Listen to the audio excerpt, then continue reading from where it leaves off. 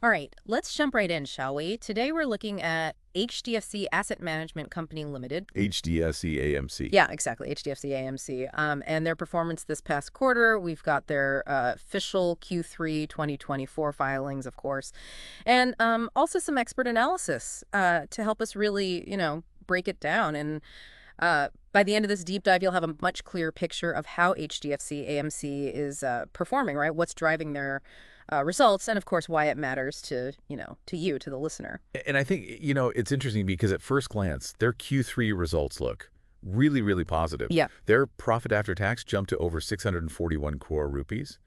That's a 31% increase compared to last year. So that translates to earnings per share exceeding 30 rupees. Wow, yeah, that's huge. So let's dig a little deeper. Yeah. What's the story behind these impressive numbers? Well, HDFC AMC makes most of their money from their core operations, Mm-hmm. which is, managing assets for clients. And that part of their business is looking very healthy. Their revenue from operations grew by a solid 5.3% compared to the previous quarter, and a whopping 39.2% year over year. Right. So, this tells us their bread and butter business is doing quite well. That is reassuring to hear. Huh. No, but I'm curious. Wasn't there some volatility in their other income? Could that be a sign of trouble ahead? Yeah, that's a sharp observation. You're right. Their other income, which comes from sources outside of their core operations, did take a dip. It decreased by 45.5% compared to the previous quarter, Yeah. and 35% compared to the same period last year. So this volatility does raise some important questions. Yeah, for sure. Because on the one hand, their main business seems to be like thriving, but then you have these fluctuations in other areas. Is there any connection between the two? There might be. Remember back in August of 2024 when the Indian government made some big changes to capital gains taxes. Oh, right, with the 2024 Finance Act. Ex- Yeah. Yeah. Those changes did seem pretty significant, but um how does that tie into HDFC AMC's performance? Well, those changes directly impacted HDFC AMC. Yeah. Specifically increasing their deferred tax liability, Right. which essentially means they owe more taxes in the Yeah. future. Okay. And this played a big role in their Q2 results. And it's possible the lingering effects of those tax changes are contributing to the ups and downs we're seeing in their other income this quarter. So even though those tax changes happened, a while back, their impact is still being felt. It really shows how intertwined government policies and financial markets can be. Absolutely. It highlights why understanding the broader financial landscape is so important when, analyzing a company's performance. It makes you realize that you can't just look at the numbers in isolation. Yeah. There's always these external forces at play. So what else should we be paying attention to besides these strong core revenues and the fluctuating other income? Well, if you're an investor, you're probably going to be interested in HDFC AMC's dividend declaration. Back in June, they announced an interim dividend of a whopping 70 rupees per share. Wow. 70 rupees per share. That's a pretty big payout. Was this part of their original plan? Interestingly, no. They initially intended to issue a final dividend, which is, typically paid out at the end of the fiscal year. Yeah. But they changed course and opted for this interim dividend instead, which is then approved by shareholders in July. That's a curious change. Do you think there's a particular reason why they switched it up? It's hard to say for sure, but it could be a strategic move on their part. Remember, parts of 2024 saw some economic uncertainty. So offering an interim dividend allowed HDFC AMC to provide returns to shareholders sooner rather than, making them wait until the end of the fiscal year. It's like a vote of confidence in their performance, showing you're willing to share the rewards with investors right away. Yep. Yeah. It definitely sends a strong message about their commitment to shareholders, and it seems like their employees are feeling confident too. I noticed in the filings that they allotted over 140,000 equity shares to employees through stock option exercises. That sounds like a good sign. It is. When employees exercise stock options, they're basically choosing to buy shares of their company's stock. It shows they believe the company is doing well, and they're willing to invest their own money in its future success. Yeah. That's a great point. It's almost like an internal vote of confidence. But speaking of shares and trading, there was also something in the filings about a trading window closing for company insiders. Can you shed some light on what that's all about? Sure. It's actually standard practice for companies to close their trading windows for a period of time Hmm. um, before and after they release their financial results. This prevents people with access to non-public information like executives and board members from buying or selling shares during a time when they could potentially benefit unfairly from that information. Right. Okay. That makes sense. It's all about maintaining a level playing field and ensuring transparency. So it sounds like we've covered a lot of ground already. We've got this, this strong core revenue growth, some volatility in other income, a generous dividend payout, and even insights into employee sentiment. So where do we go from here? Well, we've only looked at HDFC AMC's standalone performance so far. They also released consolidated financial results, which include the performance of their subsidiary HDFC AMC International IFSC Limited. I think it's worth taking a look at those consolidated figures Right. to see if they tell a similar story. Yeah, let's do it. We'll dive into those consolidated results right after this. Okay. Okay, so we've got a pretty good grasp of HDFC AMC's standalone performance, but now it's time to broaden our perspective a little bit, right? Look at their consolidated results, which include their subsidiary HDFC AMC International IFSC Limited. So what can you tell us about, the big picture? Well, the consolidated figures, they really echo those same themes of growth and profitability Yeah. that we saw in their standalone performance. So it seems like the subsidiary is contributing positively to the overall success of HDFC AMC. That's good news. But let's go back to those capital gains tax changes for a moment. I'm curious about their potential long-term impact on HDFC AMC and its investors, right? So what are your thoughts on that? I think that's a really important question, and it's still kind of early days to say for sure, right? Yeah. But these tax changes could definitely shift investor behavior. Um, think about it. If certain investments suddenly become less tax efficient, Mm-hmm. investors might start looking for alternatives. Right. We might see investors being more picky about where they put their money, favoring assets with better tax treatment.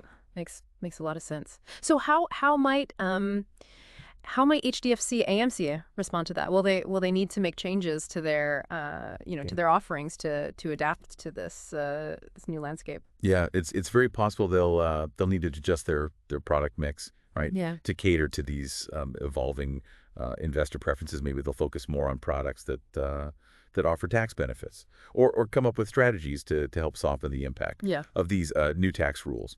Don't be surprised if they roll out new funds Hmm. or tweak existing ones to stay ahead of the curve. So it sounds like a bit of a wait and see approach, but with a proactive stance on adapting to the new reality. Exactly. They'll need to stay agile and responsive to how investors react to these changes. Mm-hmm. Speaking of agility, let's circle back to that interesting decision that HDFC AMC made to switch from a final dividend to an interim dividend. Do you think that move was influenced by these tax changes as well? It's definitely possible. Remember, they initially planned for a final dividend back in April, but then switched gears and opted for an interim dividend in June, Yeah. which was later approved by shareholders. Yeah, that 70 rupees per share payout definitely caught my attention. Yeah. Do you think there were other factors at play besides the tax changes? Absolutely, it's likely a combination of factors. As we mentioned, 2024 had its share of economic uncertainty, so offering an interim dividend was a way for HDFC AMC to demonstrate stability and reassure investors by providing returns sooner rather than later. It's a powerful signal of confidence in their performance. It's like saying, "Hey, we're doing well, and and then we want to share the benefits with you, now." And speaking of confidence, those employee stock option exercises we talked about earlier also seem to point in that direction, right? Exactly. Remember, over 140,000 equity shares were allotted to employees through those exercises. And when employees are choosing to buy stock in their company, it suggests they truly believe in its long-term growth potential. It's a powerful testament to their internal confidence. Yeah, it's definitely something I'd consider if I was, thinking about investing in a company. It's almost like getting an insider's perspective on their outlook. So taking all of this into account, the potential strategic shifts, the dividend decisions, the employee sentiment. What's the main takeaway here for our listener who's trying to make sense of HDFC AMC's performance? I think the key takeaway is this: HDFC AMC is navigating a complex and ever-changing financial landscape, with a combination of strength and adaptability. Their core business is going steadily. They're committed to rewarding shareholders, and their employees are clearly confident in the company's future. But they're also facing challenges and uncertainties, particularly those stemming from the new tax landscape and the fluctuations in their non-operational income. So it sounds like they're a company to watch closely, especially as they adapt to these new financial realities in India. So what's the one thing you want our listener to walk away with today? What's the most crucial piece of insight? If we connect this back to the bigger picture, I think the most important lesson here is that understanding a company's financial performance isn't just about looking at the numbers. It's about understanding the context behind those numbers. In this case, the changes brought about by the 2024 Finance Act are essential to grasp not just HDFC AMC's recent performance, but also their potential trajectory moving forward. And this just highlights how crucial it is to stay informed about the wider regulatory and economic environment when evaluating any investment opportunity. That's a fantastic point. It's so easy to get caught up in the raw data, right?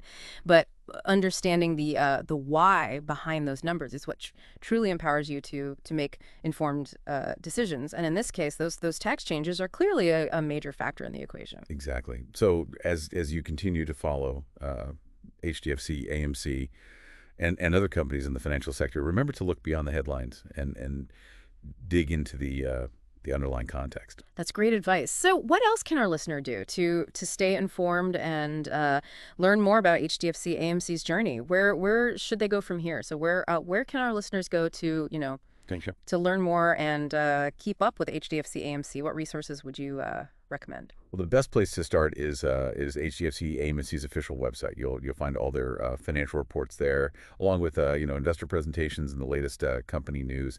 And for those who really want to delve deeper, there are tons of independent financial analyses and market reports available online. Perfect. We'll make sure to include some helpful links in the show notes for easy access. But before we wrap up, I always like to leave our listeners with something to ponder, right? A thought-provoking question to spark further exploration. So what's one thing that wasn't explicitly mentioned in these reports that you think? Yeah, that's a really insightful point. It reminds us that HDFC AMC's success isn't solely determined by its own, actions, but also by the the broader economic forces at play. Right? It's a reminder that we always need to be looking at the bigger picture. Precisely. The world of finance is dynamic and complex, and understanding the interplay of various factors is essential for making informed decisions. Well said. I think that's a perfect note to end on. A huge thank you to our expert for guiding us through this deep dive into HDFC AMC's Q3 results. It's been a fascinating journey. It's been my pleasure. Always happy to explore the intricacies of finance and share what we find. And to our listener, we hope you found this deep dive informative and engaging. Remember, knowledge is power, especially in the world of finance. So keep exploring, keep learning, and as always, happy investing.